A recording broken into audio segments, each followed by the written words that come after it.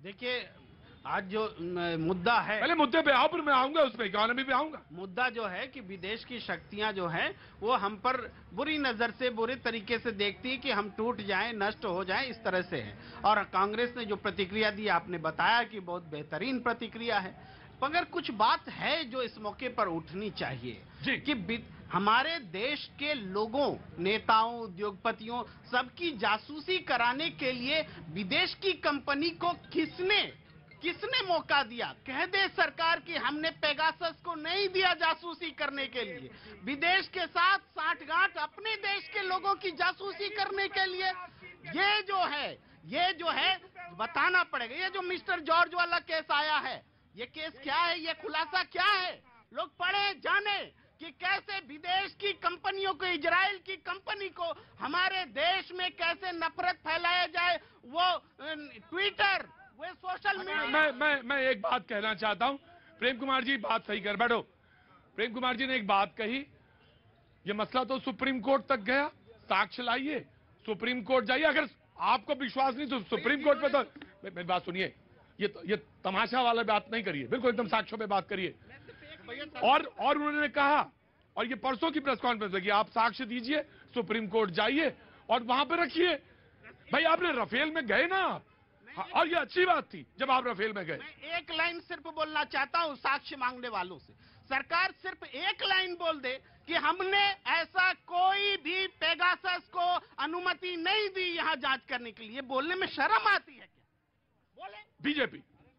प्रतीक जी, भारत विरोधी अभियान में लिप्त रहने वाले एक व्यक्ति जिसका इतिहास है, कश्मीर के खिलाफ भी उन्होंने बोला, भारत के खिलाफ बोला, कई विश्व के देशों की करेंसी से खिलवाड़ करने का आरोपी, जिसने बैंक ऑफ इंग्लैंड को बर्बाद किया, जिसको वहां इकोनॉमिक युद्ध, आर्थिक युद्ध का अपराधी तक घोषित किया गया, वैसा व्यक्ति आज भारत की लोकतांत्रिक व्यवस्था को ध्वस्त करते हुए $1 बिलियन के फंड की बात कर रहा है। वो कह रहा है भारत विरोधी अभियान के लिए हम $1 बिलियन का फंड देंगे।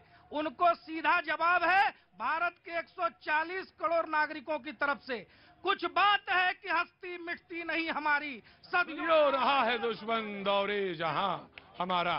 क्या बात है, आज तो दया जी भी ताली बजा रहे हैं। एक लाइन मैं सूर्या मैथिल जी पर कहना चाहता हूं। सर, एक बात तो तय है कि देश के प्रधानमंत्री के ऊपर अगर इस तरह की उंगली कोई उठाता है तो इस देश के 140 करोड़ लोगों की तरफ से, जैसा जयराम जी ने बोला है, कतई माफी के लायक नहीं है। हम उसकी भर्त्सना करते हैं और हम कहीं किसी भी स्तर पर उनको माफ नहीं करेंगे।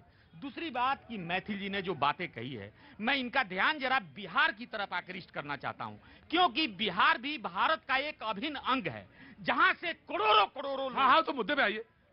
जो मजदूर हैं, जो छात्र हैं, यहां पढ़ने के लिए आते हैं। बिहार सिर्फ शिक्षा मांग रहा है और देश की सरकार या बिहार की सरकार जो बैठी हुई है, एक लाइन शिक्षा के ऊपर नहीं बोलती है। आपके दयाशंकर जी, आज मैं फिर वही कांग्रेस के उस बयान पे जाता हूं, और गजब का बयान है वो कांग्रेस का।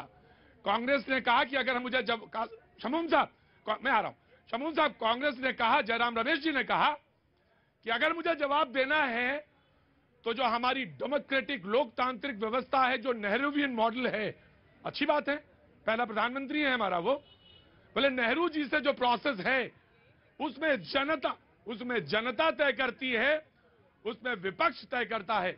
अगर मेरे मुद्दे कमजोर हुए तो हम विपक्ष में बैठेंगे, और अगर हमारे मुद्दे मजबूत हुए तो हम सत्ता में बैठेंगे। और ये जवाब है। ऑफ कोर्स मैं आता हूं। जी। देखिए, दोहरा चरित्र है। कांग्रेस पार्टी का कोई भी अधिकृत प्रवक्ता आज किसी भी डिबेट में शामिल नहीं है। वो उनका अपना फैसला है।